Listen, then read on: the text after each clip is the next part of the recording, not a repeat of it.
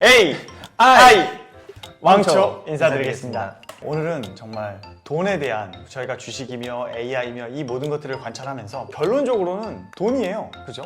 그래서 요즘에 이슈가 되고 있는 베스트셀러인 돈의 속성이라는 책이 있다고 들었습니다. 이 작가는 김승호 회장입니다. 이분은 이제 재미 이민 1.5세대 사업가이세요. 그래서 미국에서 비즈니스로 큰 성공을 거두셨던 분이고, 그리고 이 돈 문제로 많이 어려움을 겪기도 하셨어요. 그렇기 때문에 돈에 있어서만큼은 밑바닥부터 상층부까지 다 경험하신 분이다. 그래서 돈에 대한 이해가 누구보다도 더 깊은 분이라고 생각이 됩니다. 그럼 돈이란 도대체 무엇일까요? 본론은 들어가 보시죠. 네. 그럼 돈이 무엇이냐? 네. 첫 장 열자마자 이 돈은 인격체다, 이런 이야기를 하고 있어요. 이게 살아있어서 움직이는 동물과 같이 그렇구나. 생각도 하고 이렇게 액션도 합니다. 그 정도로 우리가 이 인격체로서 생각을 하고 이 돈을 대하지 않으면 이 돈이 우리가 대하는 수준만큼 그 돈도 우리에게 대우를 한다라는 것이 여기에서 말하고 있는 주장의 바입니다. 그런데 이제 저는 이 인격체라는 말 자체가 사실은 접근성이 좀 떨어지는 용어인 것 같아요. 본질을 설명한 것 같지만서도. 그래서 저는 돈은 친구다. 친구다. 네, 친구인데 이 친구는 이제 특징이 내가 대우하는 대로 이 친구도 나한테 대우를 한다. 돈에 대한 그 근본적인 태도, 그리고 돈에 대한 근본적 속성에 대한 이해, 이것이 없이는 기본적으로는 돈을 못 번다라는 것이 이 책의 최종 결론입니다. 그래서 돈에 대한 이해가 사실은 문제가 있는 게, 많은 사람들이 돈에 대해서 알고 있다고 생각하는 게 가장 큰 문제인 것 같아요. 예, 그래서 사람을 돈으로 보는 관점은 사실은 이거하고 연관이 좀 비슷하게 될 수도 있을 것 같아요. 왜냐하면 이 돈이 결과적으로 사람하고 연결이 돼 있다는 것을 밑바닥에 암시하고 내포하고 있기는 해요. 그래서 우리가 돈을 대할 때 정말 인격체로 대하고 움직여야 된다.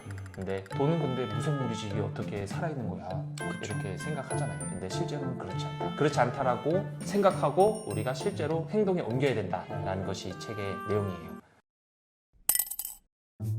그래서 이제 결과적으로는 이 돈의 속성에 대한 것은 총론에 해당하는 것이고요. 네. 이 인격체라는 것을 받아들이고 나면 실질적으로 이 책에서 어떻게 부자가 될 수 있는지에 대한 어떤 기본 요소들을 얘기하고 있어요.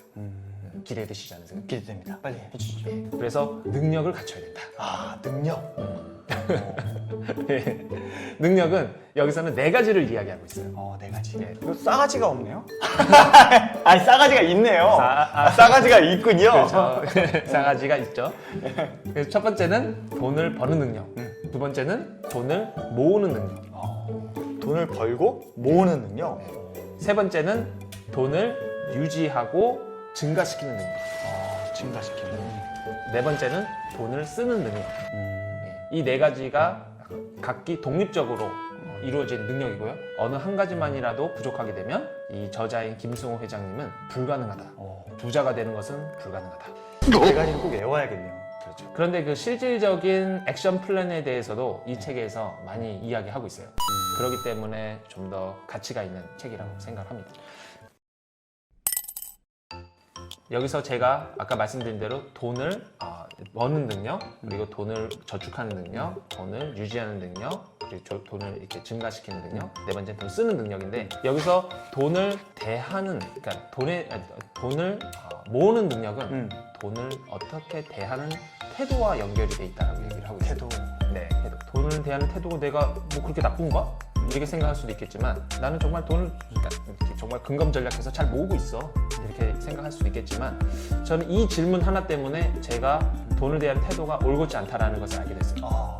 책에서 무엇이라고 하고 있냐면, 남의 돈을 대하는 태도가 곧 내 돈을 대하는 태도다. 가령 예를 들어서 저는 이제 사업도 하고 그리고 연구 활동도 진행하기 때문에 국가 연구비를 세금으로 거쳐진 국가 연구비를 가져와서 제가 사용하고 있어요. 근데 그 돈을 내 지갑에 있는 돈이랑 똑같이 대우하면서 쓰고 있는가? 내가 사무용품을 쓸 때도, 내가 이것을 회의비로 쓸 때도, 내가 이것을 추가로 인건비를 활용한다든지, 이럴 때 내 지갑에서 나가는 것처럼 생각하고 쓰고 있는지 돌아보니까 그렇지 않았어요. 네, 훨씬 쿨했어요. 네, 국가의 돈을 이용할 때는 이거는 국가의 돈이니까, 내 돈이 아니니까 팍팍 씁시다.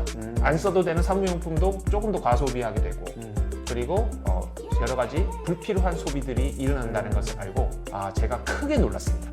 그러면 이 책에 의한 결론은 저는 부자가 될 수 있다 없다? 없다? 없다. 예.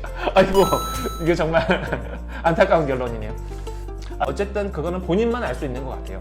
본인이 정말로 이 돈을 대하는 게 내 지갑에서 나가는 돈이랑 똑같은 생각하고 있는지 아닌지, 또 혹은 저도 이제 같이 사람들의 일을 하다 보니까 저도 인건비를 지급해야 될 때도 있는데, 이 인건비를 정말로, 이 인건비는 이제 상대방의 돈이잖아요. 그렇죠. 근데 상대방의 돈이라고 생각하고 기일을 늦지 않고 철저하게 제가 그 약속을 지켜가면서 돈을 쓰고 있는지, 남의 돈이죠. 근데 이제 내가 돈을 받을 때는 왜 사장님이 돈을 빨리 안 주시지? 이렇게 생각하실 수도 있잖아요. 그러면 뭔가 다른 거죠. 내가 돈을 받을 때와 내가 돈을 줄 때가 생각이 똑같아야 돼요. 그래서 저는 이 돈을 대하는 태도가 올고자야지만 돈을 모을 수 있다라는 것에 큰 영감을 받아서 제가 매일매일 저를 돌아보는 시간을 가지고 있습니다. 그래서 큰 저에게도 깨달음이 있었고요. 그래서 남의 돈을 대하는 태도가 곧 내가 내 돈을 대하는 태도다. 천천히 부자가 되는 길이 가장 빨리 부자가 되는 것이다. 이 뭔 개소리야!